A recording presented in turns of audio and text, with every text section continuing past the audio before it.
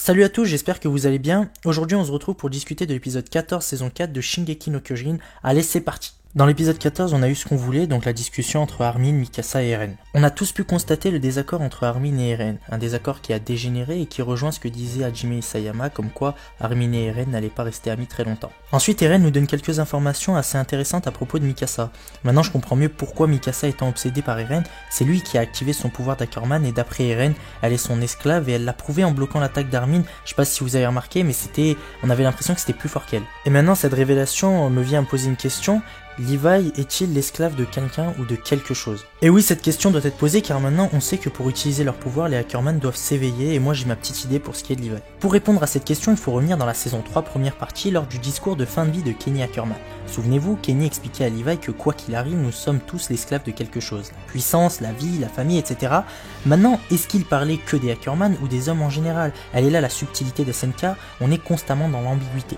Après avoir réfléchi et fait quelques retours sur les dernières saisons, je pense que Levi est l'esclave de son passé. J'ai peut-être tort, mais je pense qu'il a libéré son pouvoir d'Ackerman face au titan qui a tué ses amis. Souvenez-vous aussi de la phrase qu'il a dit à Eren en saison 1 quand le titan féminin cherchait à l'attraper. Eren avait très envie d'aider ses compagnons à vaincre le féminin, mais l'escouade Levi lui demandait de leur faire confiance.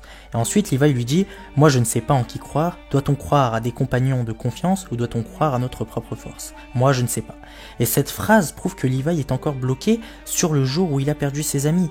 Car à ce moment-là, il avait fait le choix de leur faire confiance. À mon avis, il est l'esclave de cet instant et c'est là que réside sa force. Et j'en profite pour faire le parallèle avec Kenny Ackerman, j'imagine que Kenny lui était l'esclave de Uli, celui qui aurait pu le tuer le jour où ils se sont rencontrés, et à la mort de Uli, il est devenu donc l'esclave de la couronne de paradis et ça reste à voir. On s'y attendait pas mais la révélation qu'a fait Eren a quand même eu son petit effet et à cause de ça on se pose plus de questions maintenant qu'au départ et ça c'est beau.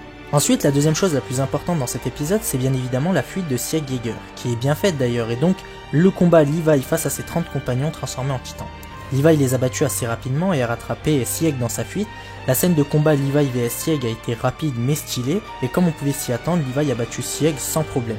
Mais voilà, encore une erreur de Levi, dans des situations comme celle-ci, tu peux faire une fois l'erreur, mais déjà, par exemple à Shiganshina, c'était vraiment énervant, mais compréhensible. Mais là, franchement, c'est jouer avec le feu.